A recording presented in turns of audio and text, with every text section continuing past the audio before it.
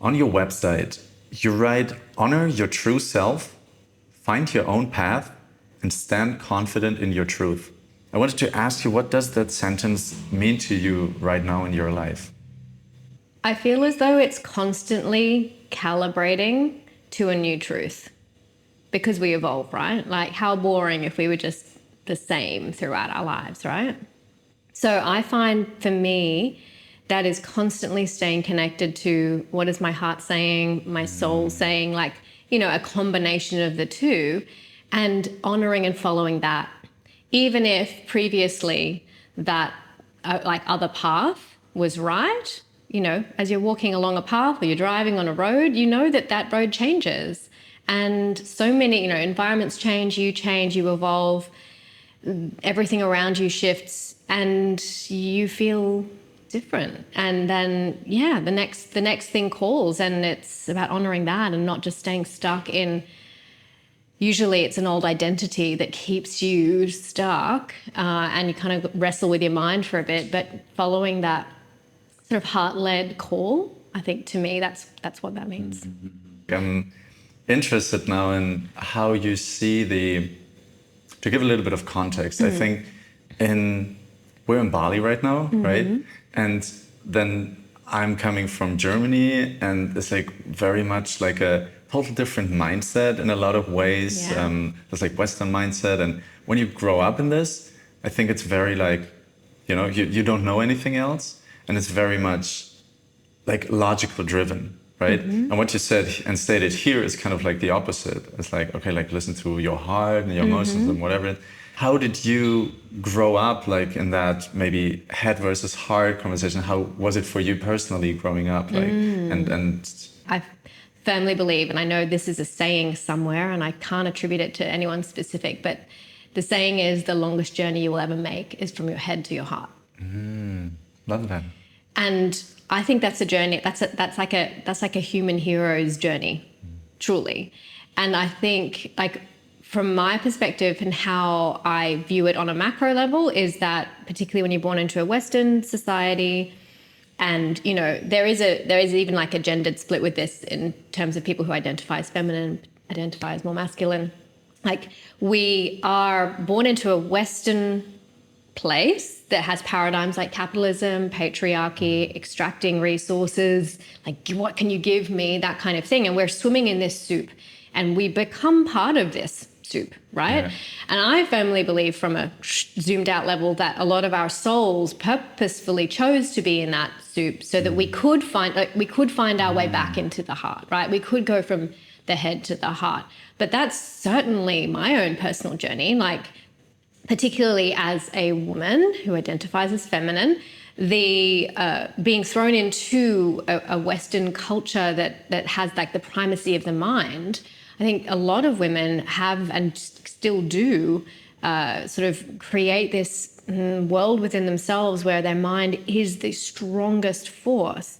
And while we do need to, be concerned with our mind, it's actually like our hearts, our heart coherence is far more powerful in influencing our mind than the other way around.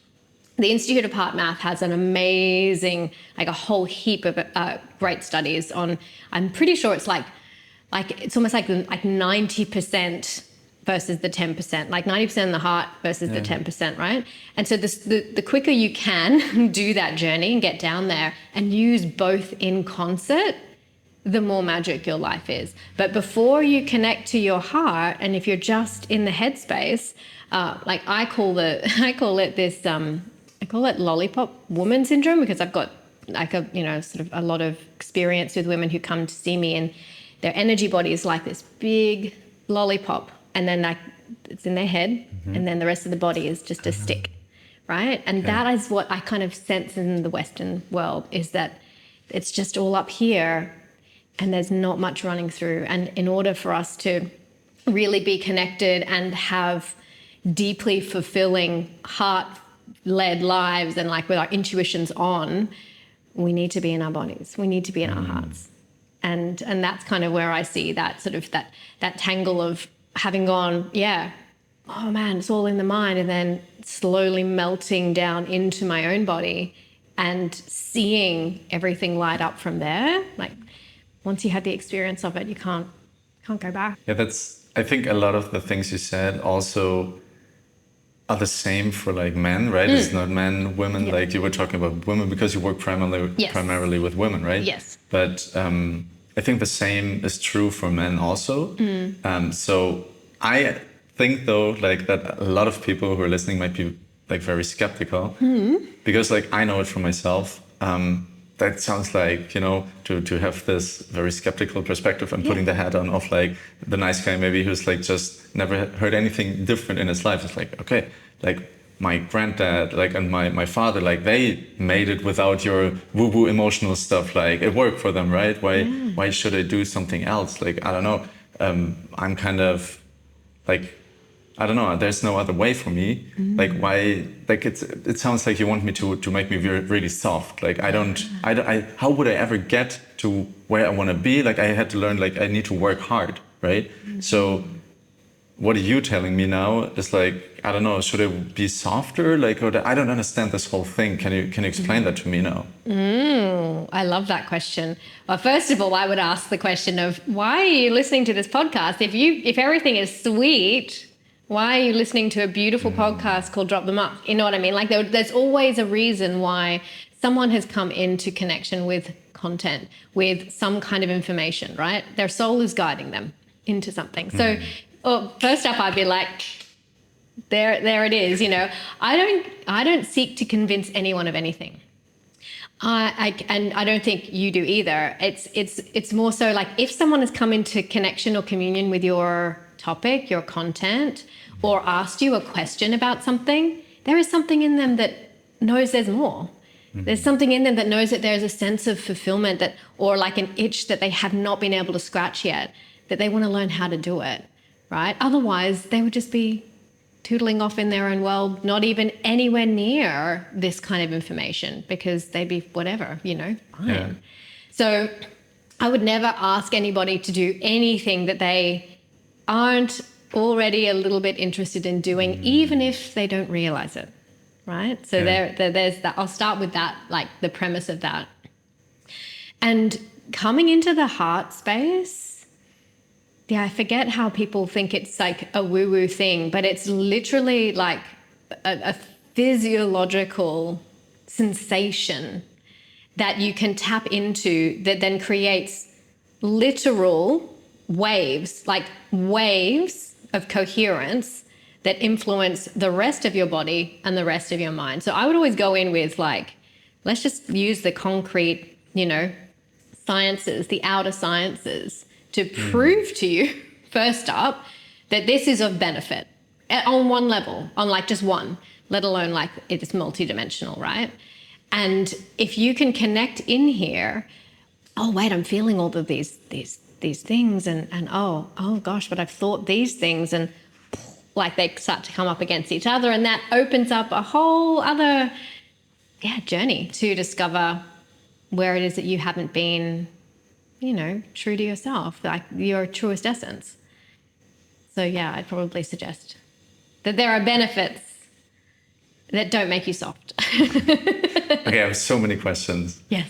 I'm intrigued now, but like it also sounds like empty promises. Like, do you have some actual, I don't know, results, or like how does it? You said like the frequency and coherence with your body. Like sounds again like what are you talking about? I don't know. That's you're just like saying some weird words I don't know how to relate to. Like what does that actually mean for me or for other people maybe you work with, or like I don't know, like I'm open and I'm curious to like know more about this, but I'm feeling a lot of resistance when you're talking about like in these terms, because I don't know how that feels. I never experienced any like that, and like of course I would like to improve in my own life. Maybe like there are things which aren't perfect, where I don't feel fulfilled.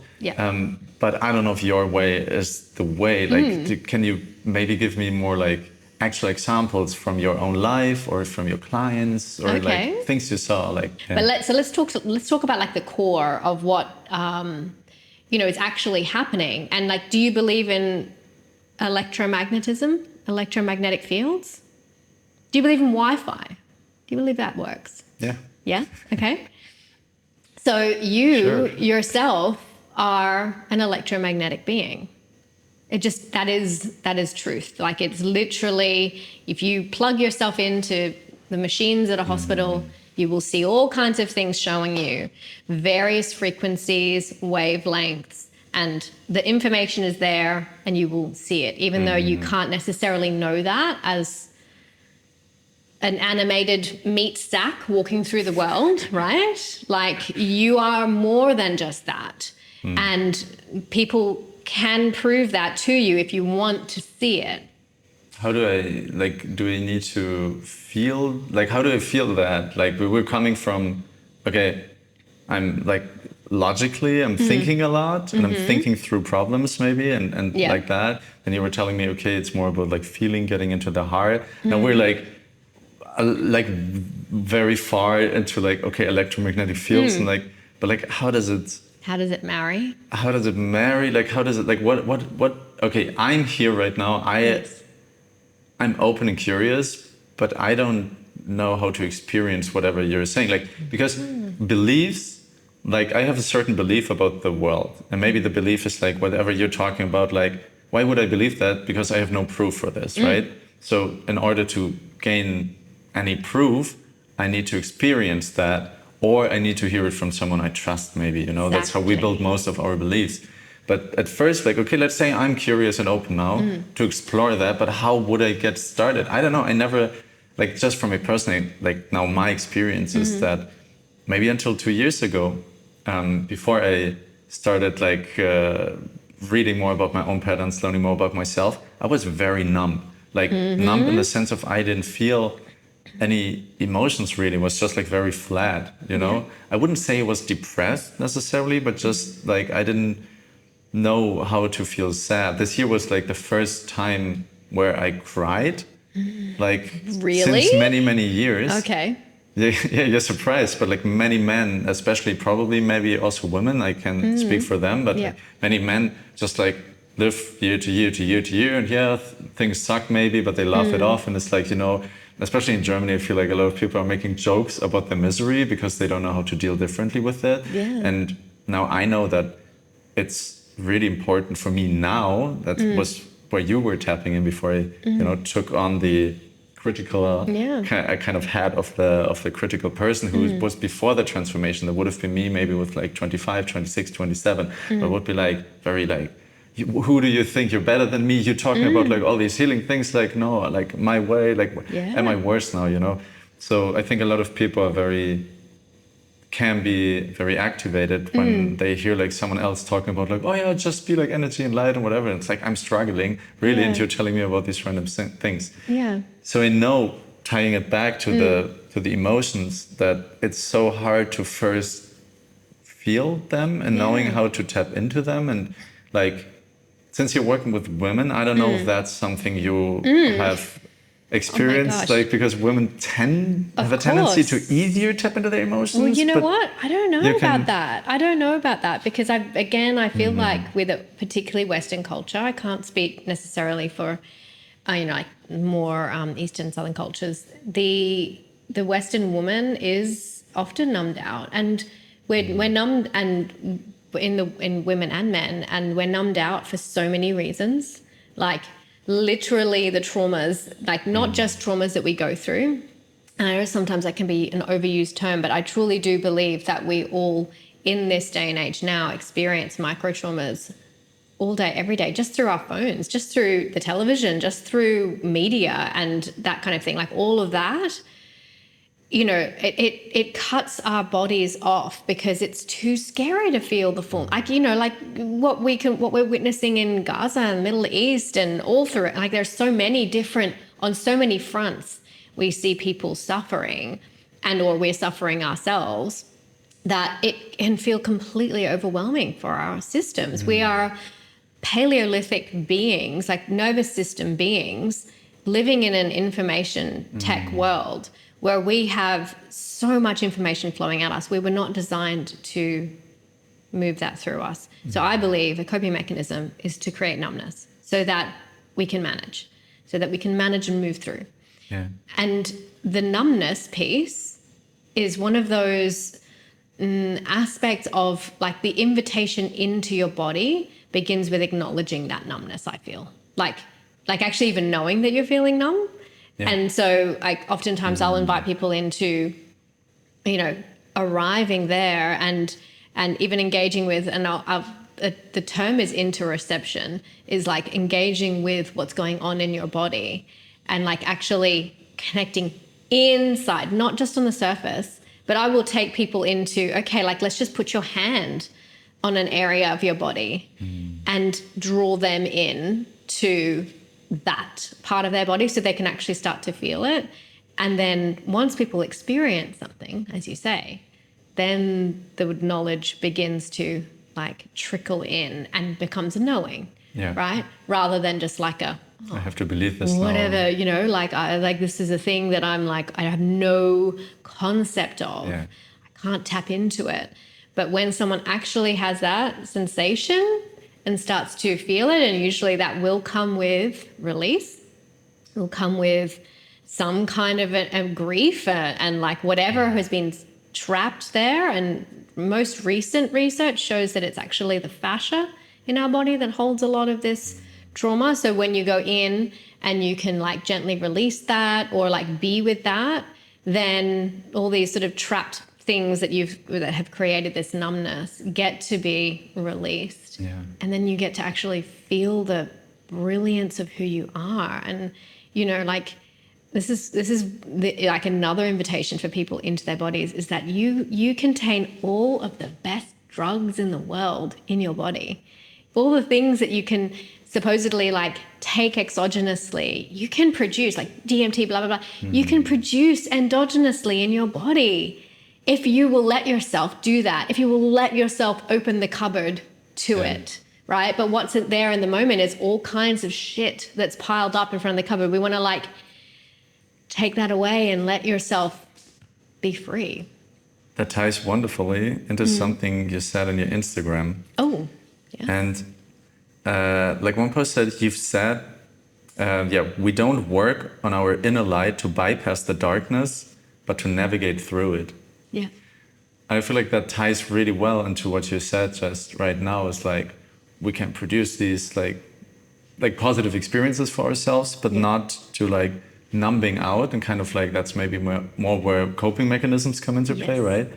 But to really like learn how to navigate the darkness in a sense. Maybe for people that means like uncomfortable feelings. Yes. And I recently just started to not call them negative emotions, but like uncomfortable ones. Yes. Because when we start, I feel like when we start to embrace all the spectrum and say like, okay, like I just have to learn how to deal with like being sad or angry, and I accept the fact that this is like a signpost in my life which shows me where to go and where not to go. And I'm always saying it's a little bit like when you put your hand into the fire, like you feel pain. Why do you feel pain? Because the universe wants to like punish you? Like no, like right? It's there for you actually. Yes. It's like a mechanism to tell you like get the fuck out of the fire, like you're literally hurting yourself. You can't use your hand anymore if you don't remove that immediately in the next, 5 to 10 seconds. Yeah. So the bigger the pain, the stronger the signal of like the more dangerous potentially that thing is for you, right? For your existence, for your body, for whatever. So, and like, maybe you can draw the bridge there yourself to the emotions. What are you teaching maybe your clients, or what is your take on that? Yeah. Oh gosh, there's so many things that I'm thinking of as you speak, because one thing that came through as soon as you said that line, because I think of Thomas Hubel, who is this amazing man. He's like a medical doctor and a mystic, and he does this work for Holocaust survivors who have endured, and like generational.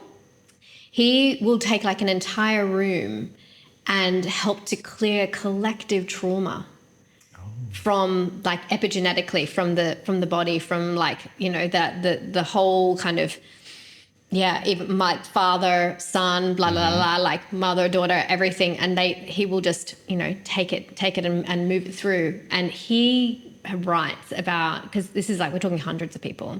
He has facilitators. And these facilitators that he hires, that people that he will bring into his world, he says they all need to have anchored their light in their body so that they can go into the darkness and guide people out of that. And that is like literally his number one requirement of his facilitators. He's like, you've got to know that when you're going into something, like what's yours and what's not yours, like that's another layer of things. Yeah. But like know that, because when you particularly are working with some of the darkest energies and the most horrendous traumas that our human race has ever seen, you need to know and be certain of your light so that you can navigate through the trauma field, through the generational pain and the hurt, because, you know, you have people throwing stuff at you, or like not throwing, but like people project because they don't want to own their stuff and like, you know, that in and of itself is like, I think one of the best human talents that we can like aim for is be able to do that. But like that's for other people, but for ourselves, when we come up against the pain, you're so right. Like that, it's a signal. It's not a sign from the universe. It's not a like punishment. Yeah. It's a signal. And there's usually an invitation into something else. And I feel like there's an aspect of our Western culture that does not and will not accept intensity of any kind that is like not in the pleasure realm. Right? I really do firmly believe that. Intense pleasure, but not intense non-pleasure. Or, you know, even for instance, like having a fever or a headache, right? Let's just use that as an example. Like, you know, the fever is there usually because it's fighting off an infection. What do we do? Go take some drugs to stop it. And it's like, well, wait a second. Why? Right? Exactly. Why are we doing this?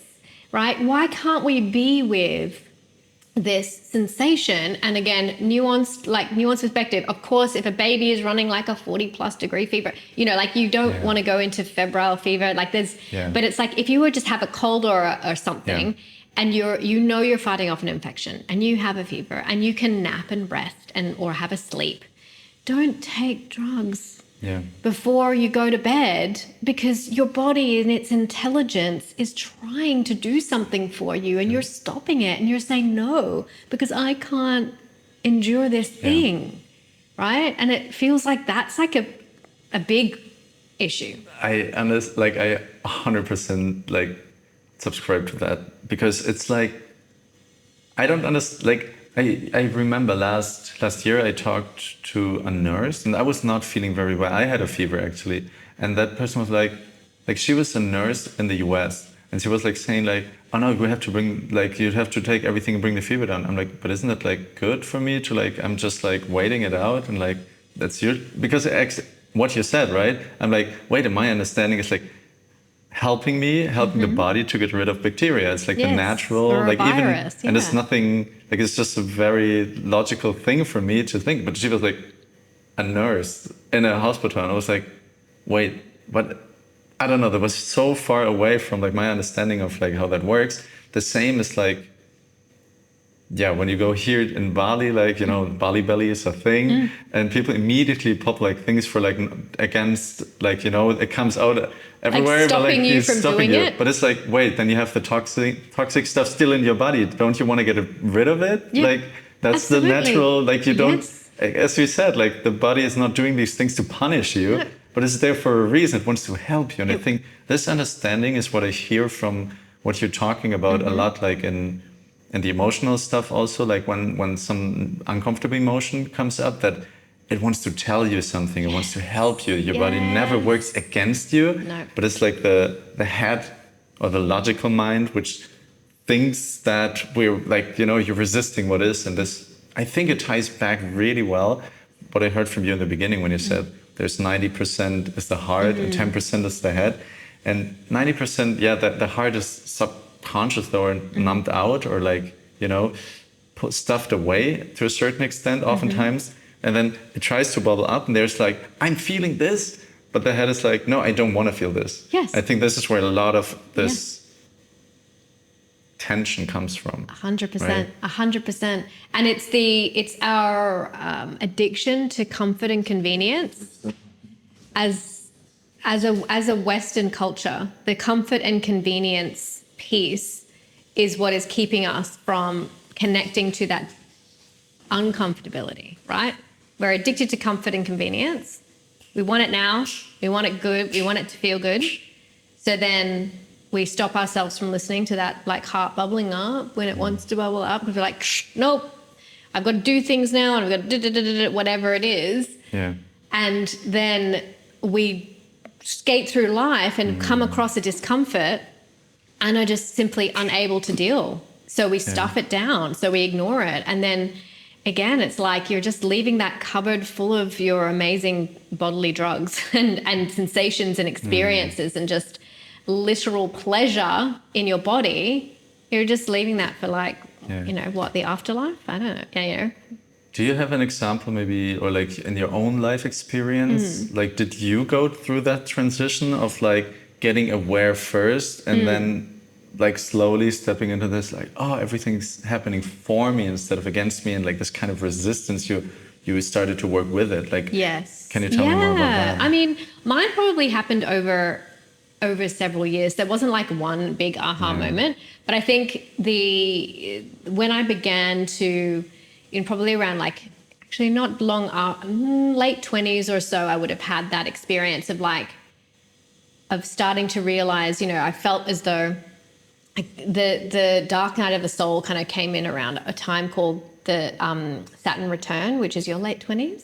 That's like in astrologically, it's when like things come to the fore and it's like, here, deal with it, like here's your reckoning. And so that all kind of came about around this time, and a lot of, just like really emotional things, like a breakup of a long-term relationship that I thought was going to be it, and and all of these things kind of brought me into a space of realization of, hey, wait a second, maybe you need to stop blaming all of the things that you have set up in your life, I guess, to so-called satisfy you, and we in our culture, we get taught that if you line all your ducks up in a row, and maybe that's an Australian saying, I don't know. I want to say I've never heard that. When you get the partner, get the house, get the great job, get the blah, blah, blah, then you're supposed to feel amazing, right? And then when you get all the things, that's when people come to work with me. They're like, I got all the things, but I still feel like shit. I still feel unfulfilled. I still feel like crap. And when I began to kind of pull apart all these things that I'd put my value into, like how things appeared in my life or how things looked to people, and started to turn within and go, okay, how do I feel about my life? How do I feel about things? That's when things started to shift, because I was like, well, gosh, society is a bit psycho. It's a bit crazy, because it would prefer for someone to say be in a marriage with a house and the 2.4 kids or whatever it is, picket fence, and look fine, right? But God knows what's going on behind doors, and I know what's going on behind a lot of those doors, and it is not great, like abuse and all kinds of things happening between people, but society's happier with that. But say a single woman in her 30s and 40s or whatever, who's like doing like, oh my God, there's a what? Like someone who's fulfilling themselves and living the life of their dreams, but isn't doing all of these things. Society is like, oh, wait a second, that doesn't match up with what we think is success. And I started to think to myself, wait, I'm not going to listen to society anymore. You're fucking crazy. Like literally. So then that's when I started to listen to my soul and myself far more, and let that guide me in a way that was so much more true to myself, and saw my world completely open up, like literally soul-led. I mean, that led to me writing my blog. I started doing that in my early 30s. That was while I was still working in international aid and development, like working on programs and projects across the world. But that was my career. And I started writing. And when you put yourself out in the world and you put your like little flag of weird out in the world, you start to attract all of the things that are true for you. You put the signal out there of this is who I am. And then people start to, and yeah, my whole world changed. Like within a year and a half, I had said goodbye to like a decades-long career in that world and leapt into this world of, guiding people via soul and coaching and mentoring and everything. And that's been like 9 years later, like literally how much more proof do you need to kind of say like, holy moly, like when you start listening to yourself and you start listening to the trueness of what's, the message that's coming through, how much magic can ensue. Beautiful. And I think it ties back wonderfully into what we said in the beginning. Well, like I asked these like questions of like, I'm skeptical. What is like why would I do this? Why would I do that? And I think like the experience for a lot of people is that they're wearing a mask, right? And that they're not showing their authentic true self. Yeah. And it's certainly true for the nice guys and people pleaser I'm working with. And then probably also for the women you're working with, where you said like they're so caught up, or like not caught up, like influenced by society, that they just don't know what they really want, because they're like the brain kind of also wants to keep them safe. Yeah. And that means not leaving the comfort zone of like maybe going against the group and maybe doing something, which is like not the norm, as you said. And but many people then realize at some point, oh, wait, maybe that's not it. No, exactly. They do.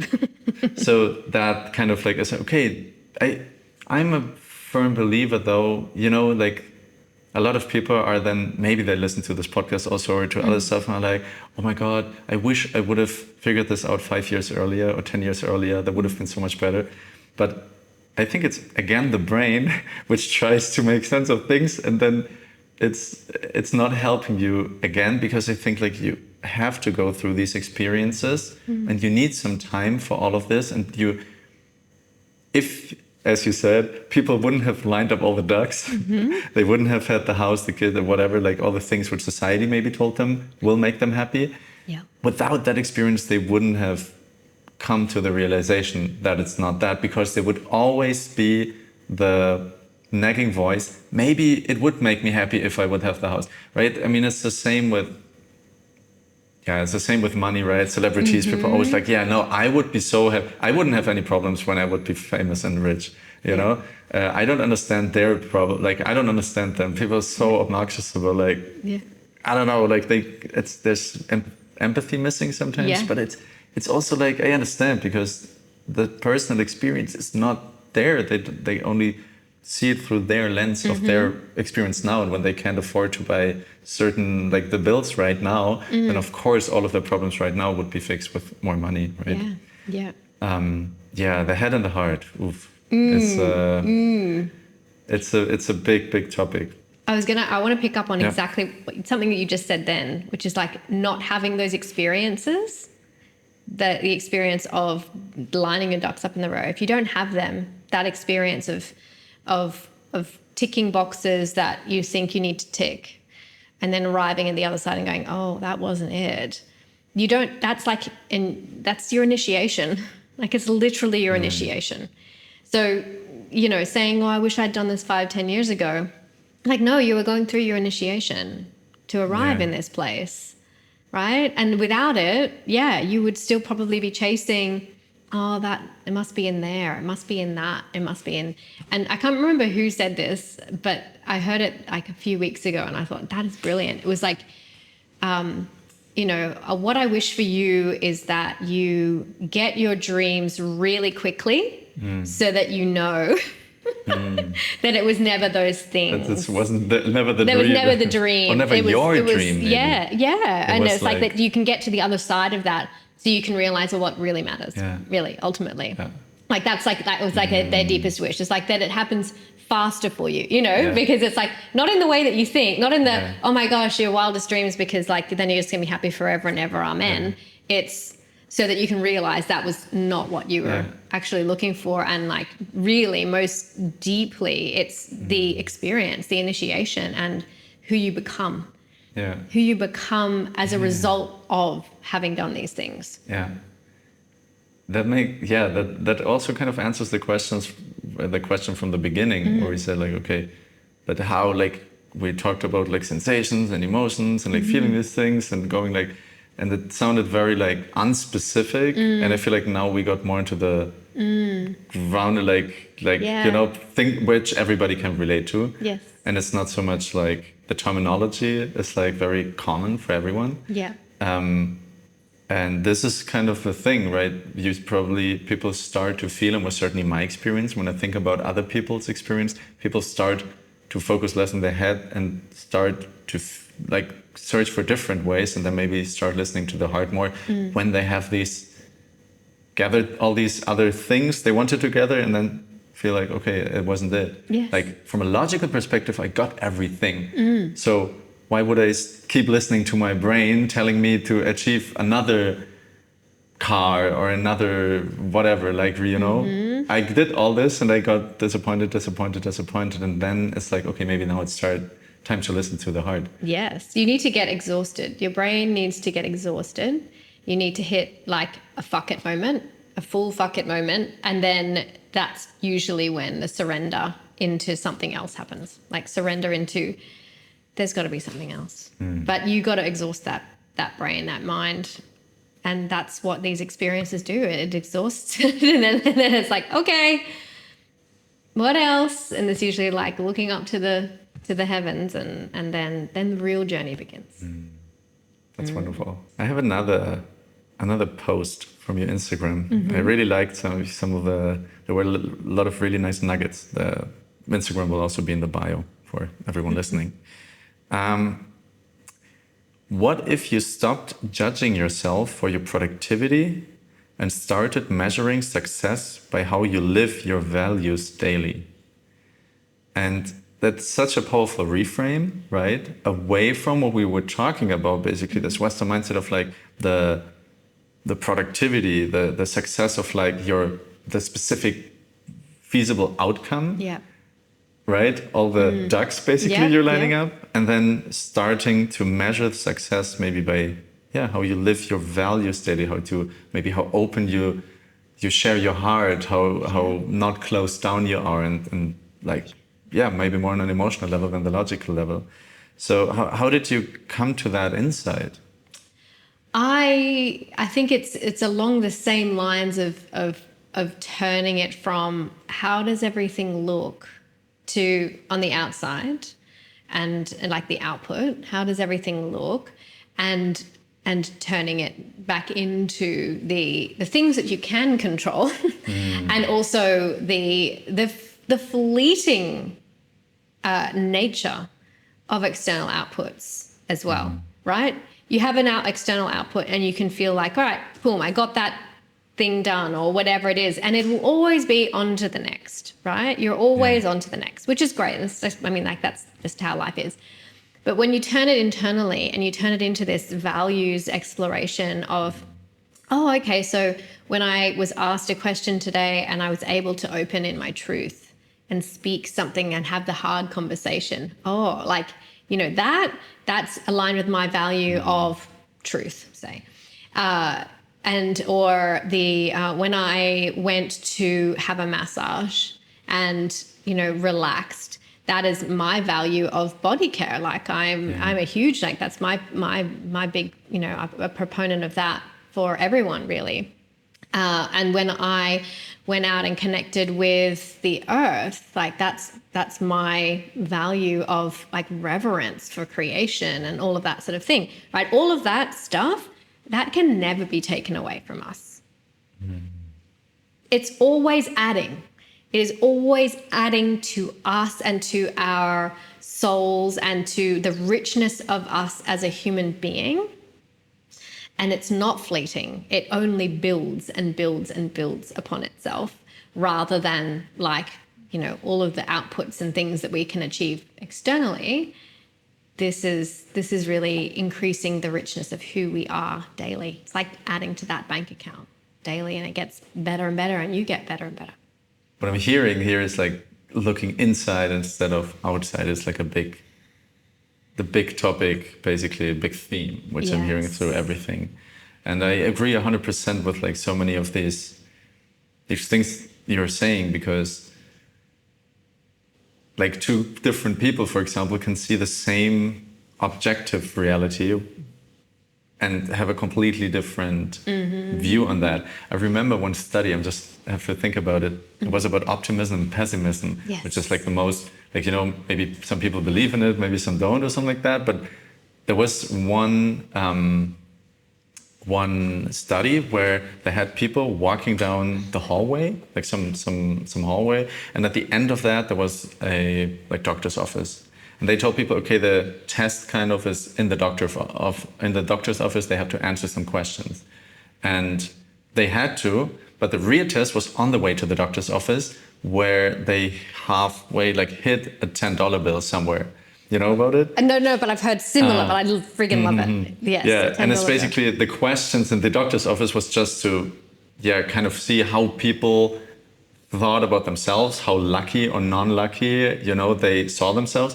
And the people who said about themselves that they are lucky were way more likely to find the $10 bill, which is so interesting to see, right? That when you're focusing on the good things and stuff like that, then the good things also happen to you, maybe. But like, it's really, it comes from the inside, right? It's not on the outside was the same. That's what I'm saying here. The outside, the $10 bill was the same for everyone, but like your subjective reality was very much, for these people, was very much shaped by the internal reality. Yes. Yeah. Oh, I love this, because this is the objective reality doesn't exist. Like, and it's particularly in a space of like the quantum mechanic realm, that you are literally, you're wearing glasses, I'm wearing contacts.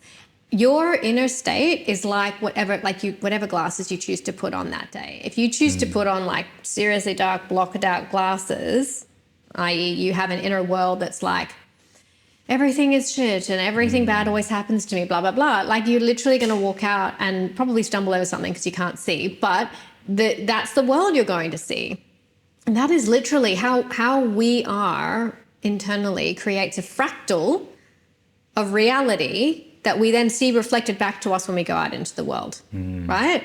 And I know like that's mind-bending, and, for people who are skeptical, it's going to be really hard to swallow, but it's like, that's literally it. And like that simple experiment is such a good way of demonstrating the truth of it. It's like you will see it or you will not see it depending on where you're at internally. Yeah, it's in so many ways, right? It ties into victim mentality, of people victimizing themselves. Like, I have to think about this other study, I think, where they told people, okay, you're gonna have some interview for a job, but we're gonna paint some facial disfigurements on your face.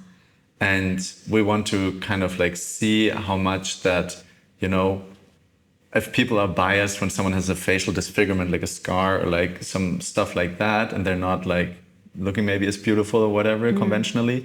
And the twist though was that a second before the person would go into the actual interview room, they would say like, okay, let's just brush it up a little bit, like let's make it final. They removed the disfigurement, but the person going into the interview room still thought it's there. And afterwards they would interview, like after the job interview, they would ask them some questions, and the person like was saying like, oh yeah, I heard many, like in several occasions through the interview, the person would basically make comments about my disfigurements, which wasn't there anymore. So it was just again, where the focus goes, like, when you focus on, oh my God, that person is like talking about my facial disfigurement, which literally wasn't there anymore. But just the focus shaped the reality of what the person experienced in that moment. Yeah. And that is so much. And then of course, if you focus on that, like how, I don't know, bad, like your experience with, I don't know, I'm talking a lot about like the gender war, basically men against women, and how dangerous men are all like, that's like a big topic in the right, men are predators, men are toxic, stuff like that. So if you focus on this all the time, like then you will also are way more likely, I think, to attract that. 100%. Because I mean, the saying is like, people will rise or fall to your expectations. Yeah. And that's so true. And I love that you bring that up, like the so-called gender wars. And it's funny because I don't really go down those echo chambers of the internet so much. And because I really do believe there's like such a beautiful nuance to this, that like, yes, there's a reckoning happening where, you know, we had the Me Too movement and all of that. And like the women like finally recognizing that they can speak out about atrocities that have happened against them. But yeah, it seems like the pendulum sometimes has swung the other way. And I think it's not just in the way that it's being perceived. It's like in the oh my gosh, like women are hating on men. It's more so like that there is this emphasis. It's like an inability to deal with nuance and multidimensional things. And you know, like it's not men that are toxic. It's toxic masculinity. It's behavior. It's behavior that's the toxic aspect, and we've got it on both sides.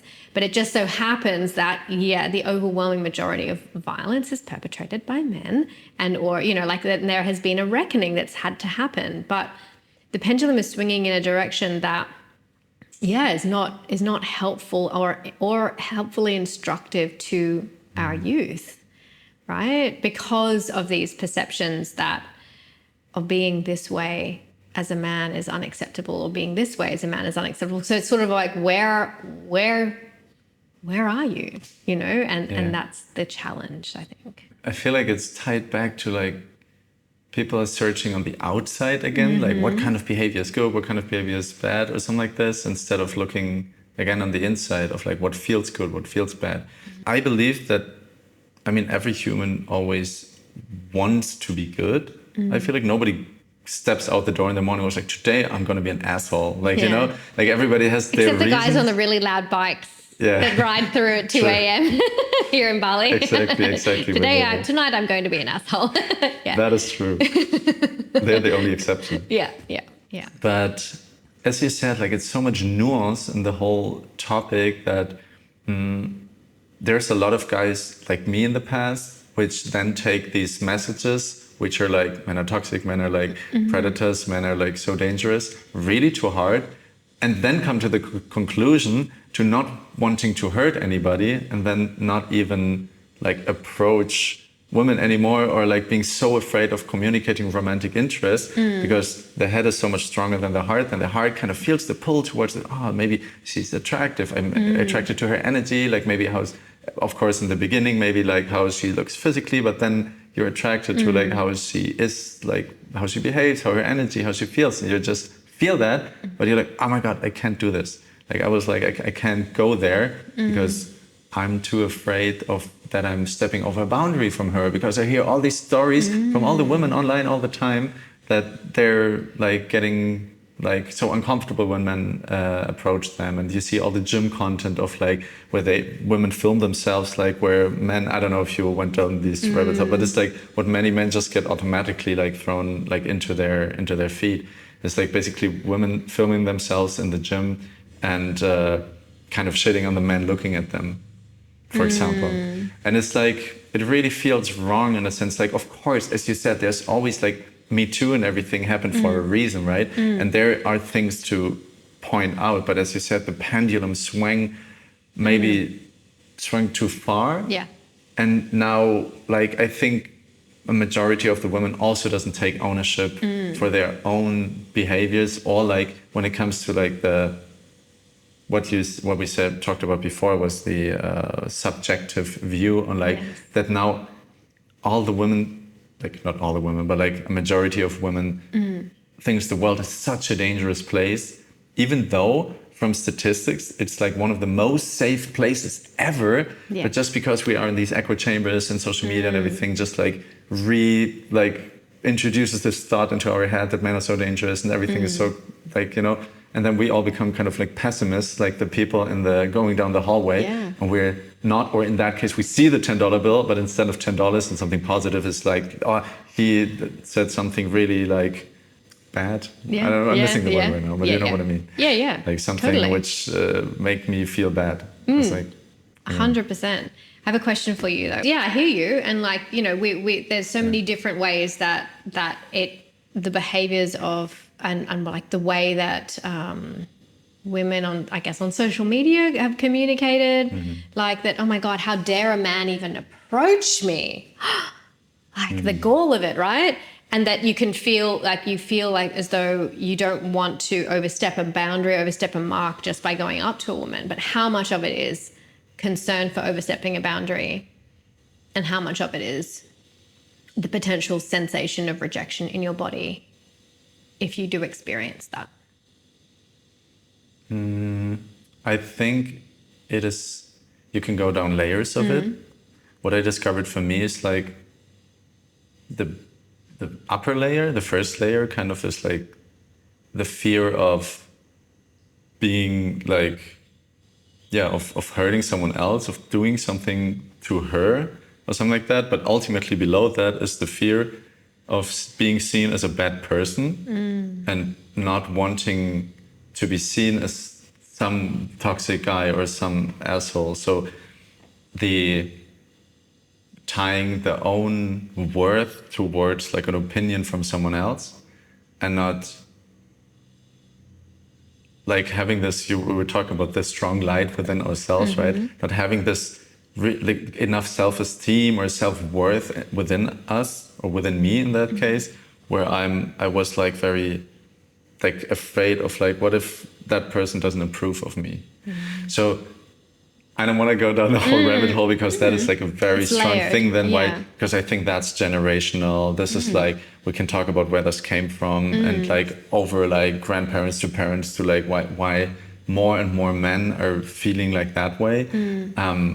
But ultimately, I think all the things we touched on before in the podcast help also working through these kind of patterns, because the first step, having the awareness and looking inside and connecting more to the heart, will lead to a more strong understanding of yourself, and definitely helps with not being too connected to the other, like, or not connecting your own self-worth and self-confidence and stuff like that to the other person's opinion. Like, it takes a while, you know, and it's slow. It's a slow process. It is. But it's really like, it's really the way for me. It was the way for me to go to start tapping out of that, because of what you said with like authenticity starts with knowing what you want, and knowing what you want starts with like, not necessarily with the head.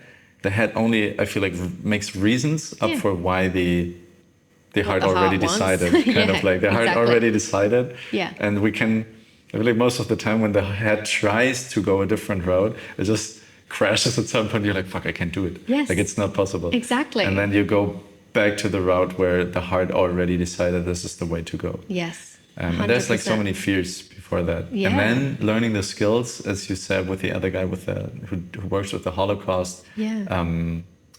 Like the generational pain and stuff like that, that people learn to go through the discomfort. Like that what you said in Instagram also, that there is the discomfort of the fear, but listening to what is my true self saying, where I want to be, what does feel aligned in that moment, and then seeing like, okay, but what are these patterns of fear which are layered above and holding me off from that? Yeah. And where am I? And it's such a complicated field. It's huge. And I think, like, ultimately, when you're, you know, at the gym or whatever, wherever, and like feeling like your heart saying, oh, you know, I like the light in this other person. I love that. I like this, and it feels right to go and say hello. Like, that you ultimately can be okay with yourself after that interaction, right? Like, that's the place we want to get to, is that we're okay no matter what. Yeah. Either way, the woman looks up and smiles and says, no, thank you, or does something not very nice, or does whatever. It's like, you're going to be okay, right? Could I still love myself? Yeah. When whatever, worst case, she rejects me in a very negative way, even because she's projecting or whatever her fears onto that interaction, or what she saw on content. Oh, people always get hit on, and then she's like, So could I still love myself? Can I still love myself, and can I still be a safe place to land within myself? right? Because I think ultimately we are our own worst critics. Oh, yeah. And not just a critic, but like actually abusers. Yeah. Like we take those abusive words that, we've usually absorbed from culture or family or whatever.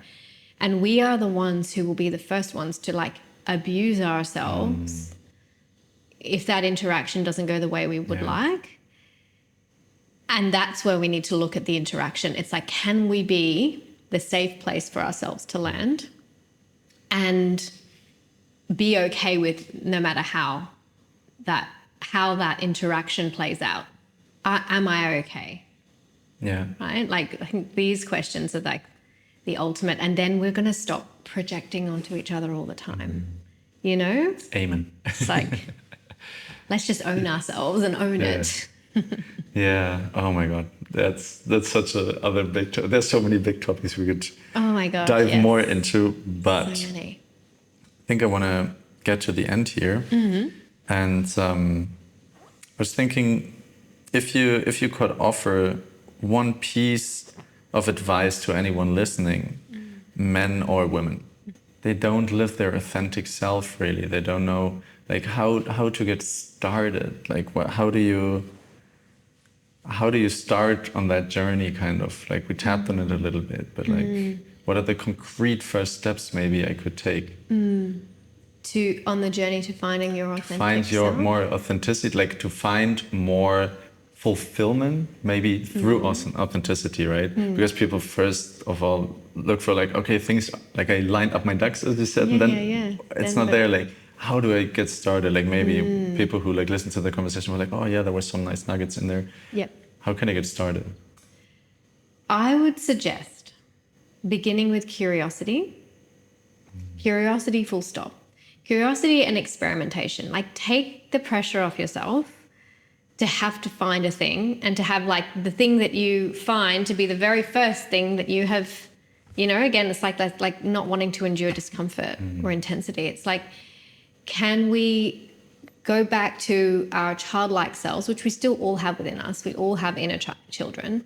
Can we go back there and tap into what is it that little Frederik enjoyed? What is it that little Carly enjoyed? Like really, like with unencumbered, without any expectation. What were you doing as a kid? Like, start there. Start with the lightness, the enthusiasm, the curiosity. And, the threads that run from our childhood do usually still ring true in adulthood, right? It could be, evolved and enhanced and, like it's probably going to have added complexities and stuff, but like go back to the essence of who you were when you arrived on this planet and what did you really, really enjoy doing? Did you enjoy dress-ups? Did you enjoy dancing? Did you enjoy, running around in the field, playing with whatever? And it's like, can you let yourself be in a phase of experimentation and curiosity in your life to discover what truly lights you up? Because it could be something that you have not done in decades and you haven't allowed yourself to. Yeah. And even starting with a prompt like, if I could do anything, play, do, like try anything, what would it be?